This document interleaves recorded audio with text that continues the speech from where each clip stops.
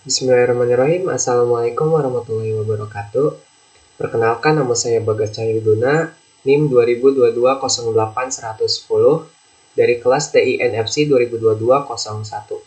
Di sini saya akan mempresentasikan proposal yang saya buat dengan judul Implementasi Aplikasi Laporan Keuangan Laboratorium untuk meningkatkan efisiensi validasi pembayaran praktikum dan TCC.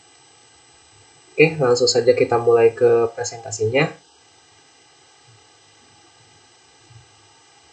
Nah, yang pertama, latar belakang mengapa saya mengambil judul tersebut.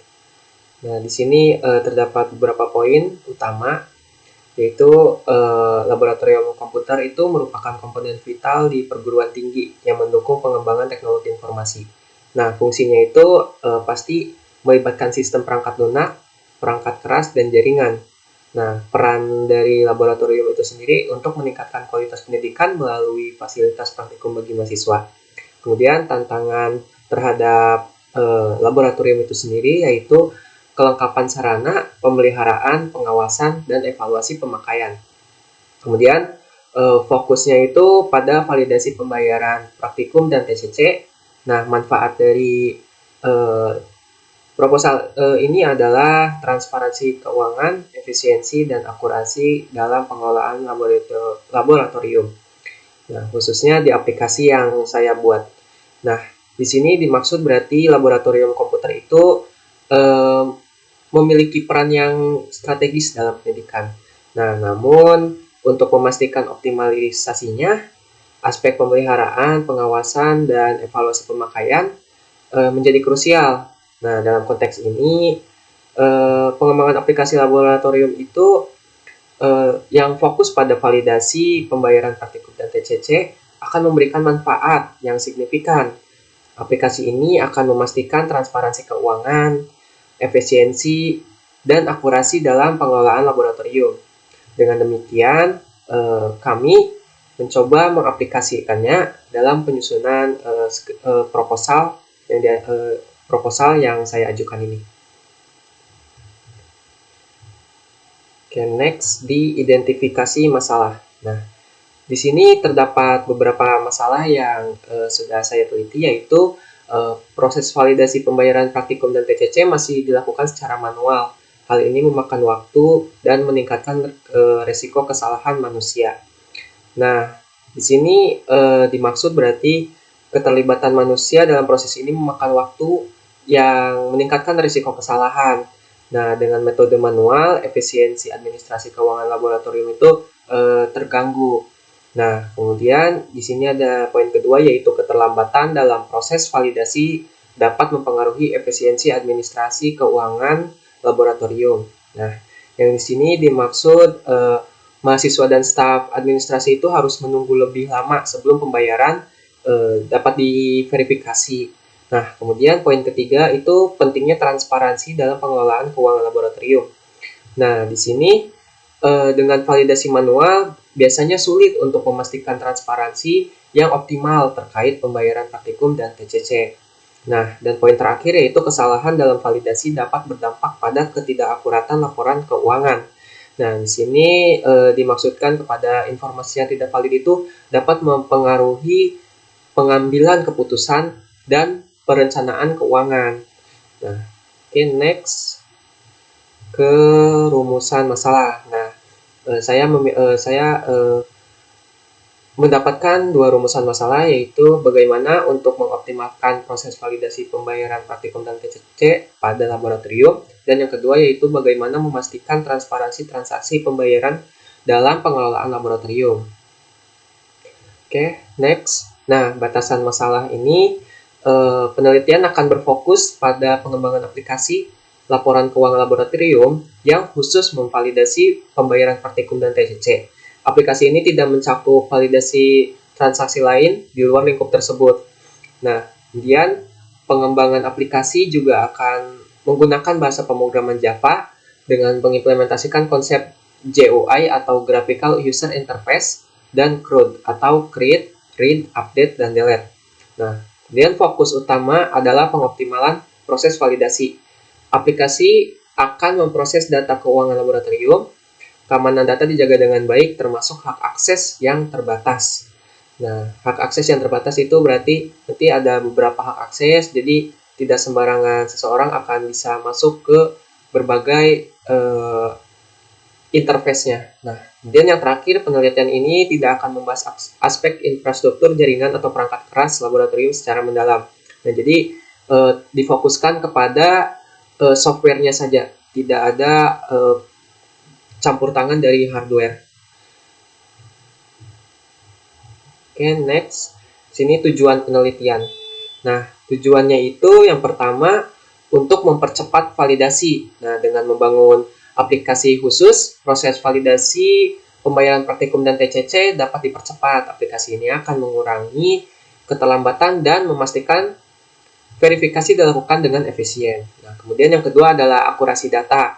Nah, pengimplementasian CRUD atau create, read, update, dan delete itu dapat membantu staff dalam memperoleh informasi atau menginput informasi yang lebih fleksibel dan terpercaya. Nah, kemudian visibilitas keuangan. Nah, di sini aplikasi harus memberikan visibilitas yang baik terhadap keuangan laboratorium. Dengan mudah, status pembayaran secara jelas dan terperinci. Nah, kemudian yang terakhir itu efisiensi dalam beradministrasi. Nah, dengan mengurangi beban administrasi manual, aplikasi ini akan memastikan proses validasi berjalan lebih efisien. Nah, ini akan menguntungkan baik bagi staf maupun mahasiswa. Oke, next adalah manfaat penelitian. Nah, manfaatnya itu yang pertama mengurangi beban administrasi manual. Nah, aplikasi yang memproses validasi melalui sistem akan mengurangi beban administrasi manual. Nah, proses verifikasi pembayaran praktikum dan TCC akan lebih efisien dan teratur. Kemudian yang kedua, meminimalisir resiko kesalahan manusia. Nah, dengan mengimplementasikan konsep CRUD, risiko kesalahan manusia dapat diminimalkan. Data keuangan yang masuk ke dalam sistem akan lebih akurat dan dapat diandalkan. Nah, kemudian visibilitas keuangan yang lebih baik. Nah, aplikasi ini akan memberikan visibilitas yang baik terhadap keuangan laboratorium. Nah, pengguna dapat dengan mudah memantau status pembayaran dengan pengintegrasian iReport. Kemudian yang terakhir adalah penggunaan teknologi komputer untuk optimalisasi sumber daya. Nah, di sini penggunaan teknologi komputer dalam pengelolaan keuangan laboratorium akan memperkaya kemampuan institusi. Hal ini memastikan penggunaan sumber daya yang optimal dan efektif. Oke, next. Pertanyaannya, yang pertama, bagaimana pengaruh penggunaan aplikasi laboratorium keuangan laboratorium? Mohon maaf, bagaimana pengaruh penggunaan aplikasi laporan keuangan laboratorium terhadap efisiensi validasi pembayaran praktikum dan TCC? Dan yang kedua, sejauh mana transparansi keuangan dapat ditingkatkan melalui penggunaan aplikasi ini? Dan yang terakhir, apakah penggunaan teknologi komputer dalam bentuk aplikasi memberikan manfaat yang signifikan dalam pengelolaan keuangan laboratorium? Next. Nah, hipotesis yang sudah saya dapatkan yaitu terdapat pengaruh signifikan dari pengoptimalan proses validasi terhadap efisiensi pembayaran praktikum dan TCC pada laboratorium. Dan yang kedua, ada pengaruh signifikan dari upaya memastikan transparansi transaksi terhadap pengelolaan keuangan laboratorium. Oke, next adalah metodologi penelitian.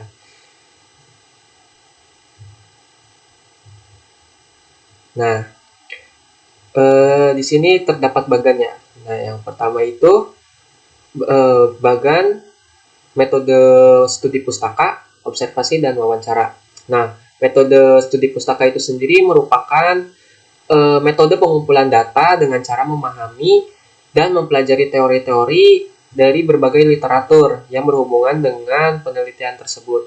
Nah, jadi misalkan seperti mencari sumber dari jurnal ataupun dari perpustakaan. Nah, kemudian yang kedua ada observasi. Nah, observasi itu sendiri merupakan teknik pencarian data dengan mengadakan pengamatan secara langsung terhadap objek yang sedang diteliti. Nah, berarti kita akan terjun ke lapangan untuk meneliti lebih dalam lagi. Nah, kemudian yang terakhir adalah wawancara. Nah, wawancara ini merupakan komunikasi antara dua pihak atau lebih yang bisa dilakukan dengan tatap muka, di mana salah satu pihak berperan sebagai interviewer, dan pihak lainnya berperan sebagai interview dengan tujuan mengumpulkan data. Nah, kemudian dari metode-metode tersebut akan menghasilkan dua buah data, yang dimana data tersebut adalah data primer dan data sekunder. Nah, data primer itu sendiri merupakan sumber data yang langsung memberikan data ke peneliti. Data primer ini merupakan data-data yang berupa dokumen-dokumen, misalkan data mahasiswa, data biaya praktikum, dan data biaya TCC. Nah, kemudian data sekunder. Nah, data sekunder itu data yang sudah dikumpulkan oleh lembaga atau pihak tertentu dan dipublikasikan kepada masyarakat pengguna. Nah, secara singkat dapat dikatakan bahwa data sekunder adalah data yang telah dikumpulkan oleh pihak lain, kemudian dipublikasikan kepada peneliti. Nah, data sekunder ini kami dapatkan dari database Universitas Kuningan itu sendiri. Nah, kemudian metodologi penelitian pada metode pengembangan sistem. Nah, metode pengembangan sistem yang dipakai itu metode waterfall, yang dimana di sini terdapat beberapa tahap, yaitu seperti definisi kebutuhan dan analisis sistem, atau biasa dikenal dengan requirements definition. Nah, ini berarti proses pencarian kebutuhan diintensifkan dan difokuskan pada software untuk mengetahui sifat dari program yang akan dibuat. Maka, para software engineer harus mengerti tentang domain informasi dari software, misalnya fungsi yang dibutuhkan atau user interface. Kemudian, ke tahap selanjutnya yaitu perancangan sistem. Nah, perancangan sistem ini digunakan untuk mengubah kebutuhan-kebutuhan tadi menjadi representasi ke dalam bentuk blueprint software sebelum coding dimulai. Desain harus dapat mengimplementasikan kebutuhan yang telah disebutkan pada tahap sebelumnya, seperti dua aktivitas sebelumnya. Maka proses ini harus didokumentasikan sebagai konfigurasi dari software, kemudian implementasi dan unit testing. Nah, di sini berarti untuk dapat dimengerti oleh mesin, dalam hal ini adalah komputer. Maka desain tadi harus dirubah bentuknya menjadi bentuk yang dapat dimengerti oleh mesin, yaitu ke dalam bahasa pemrograman melalui proses coding. Nah, tahap ini merupakan implementasi dari tahap desain yang secara teknis nantinya dikerjakan oleh programmer. Kemudian integrasi dan sistem testing. Nah, yang di sini berarti sesuatu yang dibuat haruslah diuji cobakan. Demikian juga dengan software. Semua fungsi-fungsi software harus diuji coba agar software bebas dari error. Dan hasilnya harus benar-benar sesuai dengan kebutuhan yang sudah didefinisikan sebelumnya. Kemudian tahap terakhir yaitu operasi dan perawatan atau operation and maintenance. Nah, di sini pemeliharaan suatu software diperlukan, termasuk di dalamnya adalah pengembangan. Karena software yang dibuat tidak selamanya seperti itu.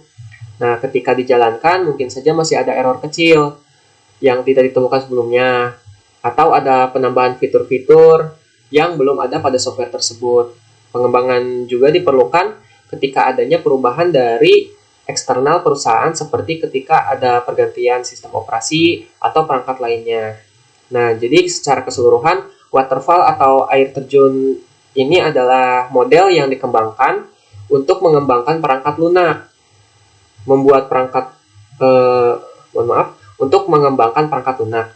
Nah, model ini berkembang secara sistematis dari suatu tahap ke tahap lain, seperti air terjun. Nah, model waterfall ini mengusulkan suatu pendekatan kepada pengembangan software yang sistematik dan sekuensial, mulai dari tingkat kemajuan sistem pada seluruh analisis, desain, kode, pengujian, dan pemeliharaan.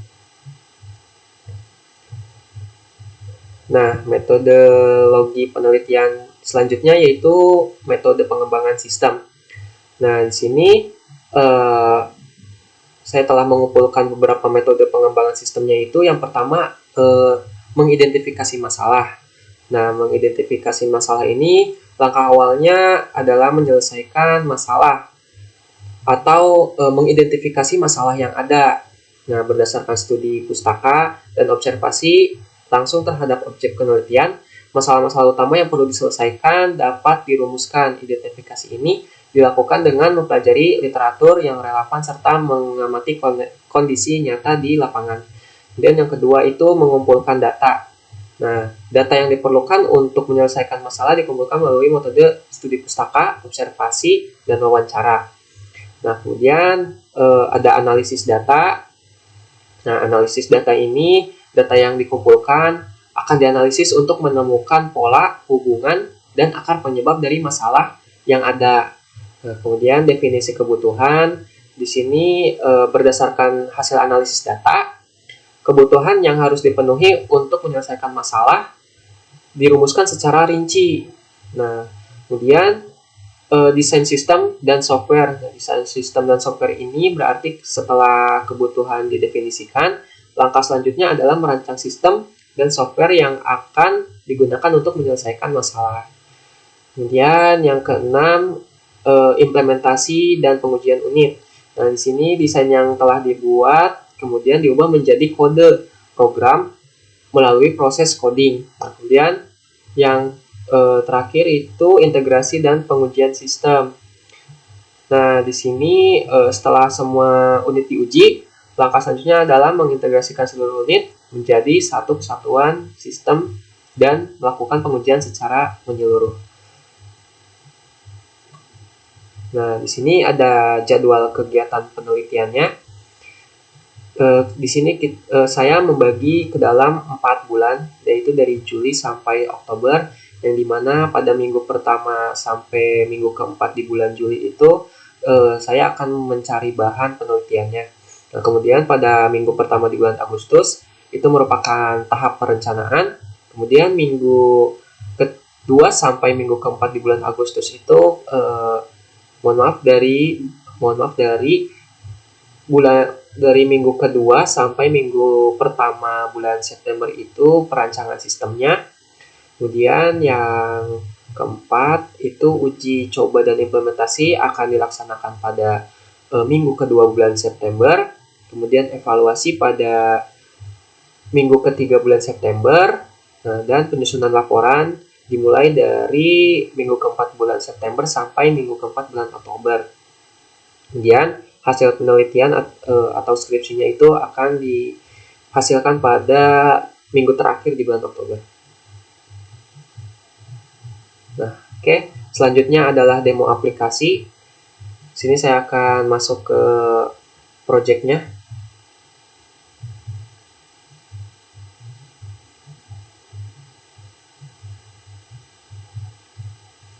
Oke, kita run projectnya di home.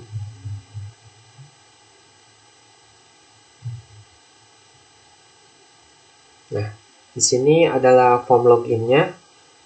Di sini terdapat 3 akses, yaitu admin, dosen pengampu, dan mahasiswa. Nah, tahap utamanya itu dari akses mahasiswanya dulu. Karena yang akan melakukan pembayaran itu adalah mahasiswa, yang dimana fokus utama pada aplikasi ini merupakan mengefisiensikan waktu, yang dimana mengatasi permasalahan terhadap validasi secara manual atau pembayaran secara manual. Nah, maka dari itu mahasiswa diberi hak akses terhadap aplikasi ini untuk melakukan pembayaran secara daring. Nah, sini mahasiswa untuk username-nya. Nah, oke, mungkin sebelumnya kita lihat dulu database-nya. Nah, di sini mahasiswa itu username-nya ini, admin ini, dosen ini, dan passwordnya sama semua karena di sini masih demo aplikasinya.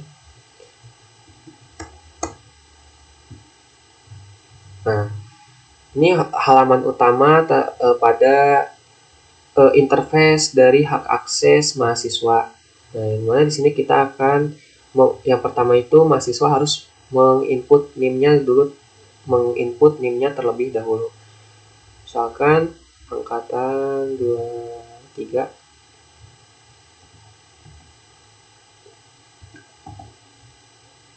namanya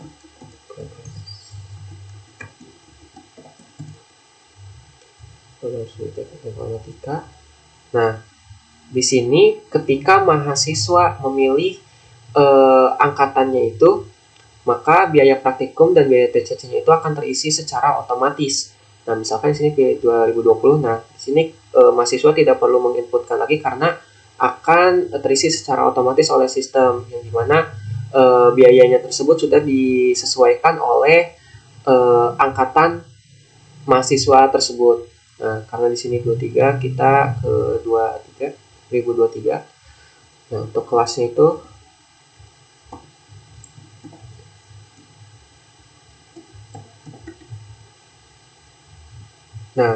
jumlah mata kuliah praktikum. Nah, jumlah mata kuliah praktikum ini disesuaikan oleh mata kuliah praktikum yang mahasiswa tersebut ambil pada semester saat ini. Misalkan pada umumnya itu kuliah praktikum sebanyak 3 mata kuliah ya. Kemudian langkah berikutnya, mahasiswa itu harus menampilkan notanya terlebih dahulu agar mengetahui total biayanya. Nah, di sini terlihat biaya praktikumnya itu 155.000 dikali 3 mata kuliah, yang dimana TCC-nya itu harganya 125.000 per semester. Nah, kemudian totalnya sekian, total biaya praktikumnya. Nah, dan ini total secara keseluruhan. Nah, setelah mengetahui total biayanya, mahasiswa bisa pilih bayar. Nah, sini ada konfirmasi. Nah, di sini sudah berhasil. Terus oke. Nah, sudah. Kemudian hanya seperti itu hak akses mahasiswa. Kemudian mahasiswa bisa logout setelah pembayaran. Ada konfirmasi lagi, ya. Nah, kemudian alurnya itu yang pertama dari mahasiswa melakukan pembayaran. Nah, kemudian staff atau admin mendapatkan pembayarannya tersebut. Nah, jadi hasil pembayarannya itu akan masuk ke database Fakultas Ilmu Komputer. Nah, dan kemudian harus divalidasi oleh admin. Nah, kita langsung saja masuk ke hak akses admin. Sini username-nya admin, passwordnya 123. Kemudian login. Nah, ini halaman utama pada interface dari hak akses admin. Nah, yang barusan melakukan pembayaran itu angkatan 23 yang ini, atas nama Bagas Guna 2023. Nah, di sini statusnya belum valid.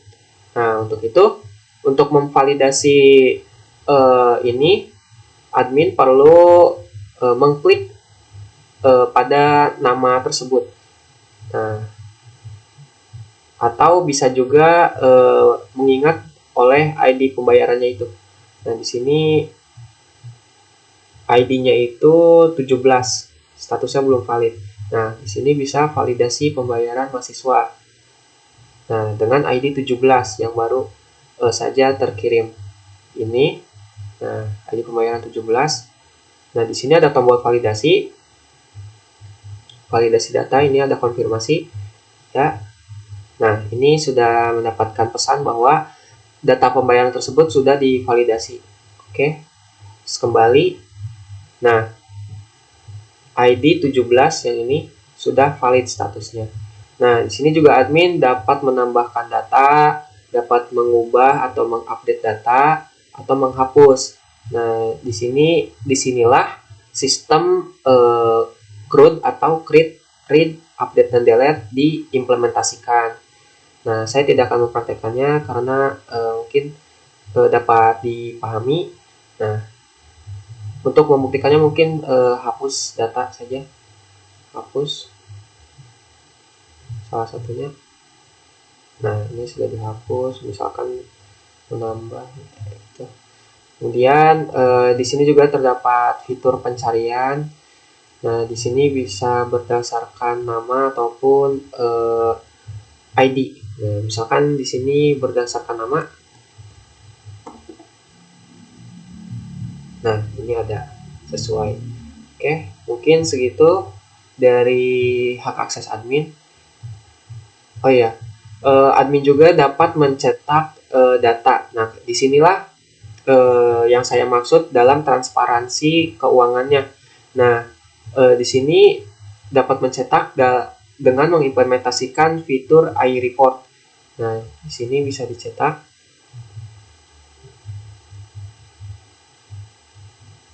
Nah, maka admin akan dialihkan kepada semacam bentuk PDF untuk di print.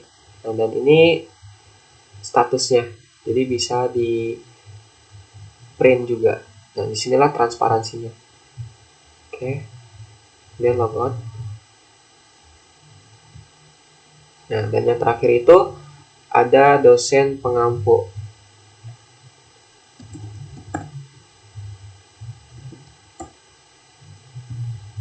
Nah, hak akses dosen itu hanya sebatas untuk melihat status pembayaran dari mahasiswanya.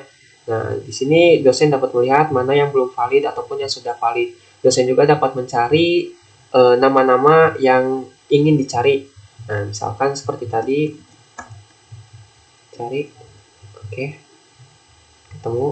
Oke, mungkin segitu hak akses dari dosen. Kemudian logout. Nah, mungkin itu saja demo aplikasinya. Nah, mungkin cukup sekian presentasi yang dapat saya sampaikan. Kurang lebihnya mohon maaf. Wassalamualaikum warahmatullahi wabarakatuh.